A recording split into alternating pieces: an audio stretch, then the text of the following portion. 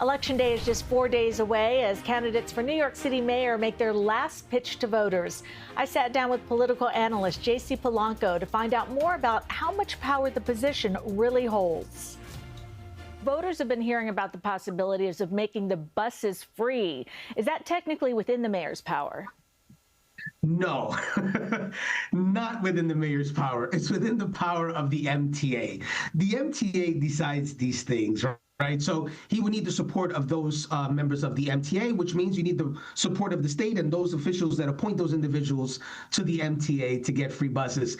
Considering the fact that we now have congestion pricing because we have a massive deficit in the MTA, the chances that the MTA will go into further deficits by making buses free and not collecting fares are slim to none. It's like me waking up tomorrow at 6'5" with abs. It's not going to happen.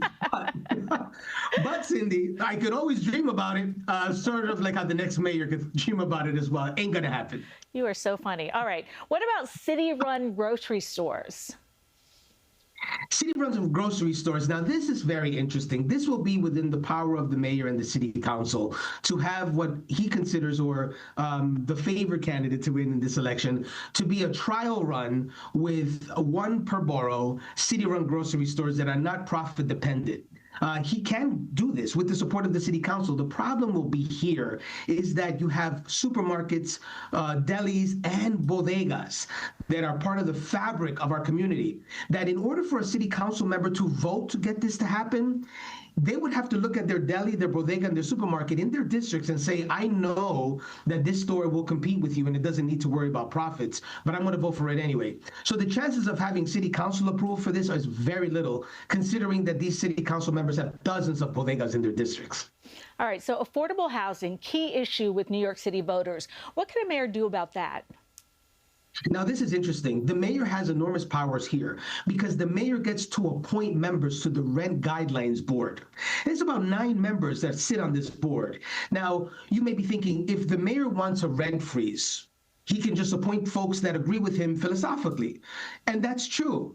But legally, each member of the Rent Guidelines Board has to review the law and the economic forecast that landlords are currently experiencing. So they're not allowed to vote just without any studies, just on a whim to freeze the rents. They have to launch studies and then analyze the numbers and see whether or not a rent freeze is valid considering the economic circumstances that impact the city. So yes, the mayor can appoint board members to the Rent Guidelines Board that agree with him, but also those board members have to vote on any increases based on existing economic conditions, not just on a whim. So they are bound by the law.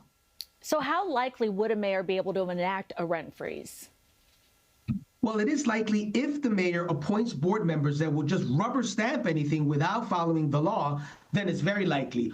Or if the economic conditions and the reports that are presented demonstrate that the city can withstand the rent freeze, then the board members will be within their legal guidelines. The issue will be that if maintenance costs, insurance costs, energy costs continue to increase like they have been for the last 10 years, if that continues to happen, then it'll be very difficult for board members to freeze the rents, considering that landlords have to continue paying an ever-increasing cost of maintenance, energy, and insurance and property taxes that don't freeze. So it'll be very difficult for board members to see constant increases in property taxes and energy costs and insurance and maintenance and say, nonetheless, we're going to freeze it. Now, barring a freeze of those costs, then I can see the Rent Guidelines Board freezing rents.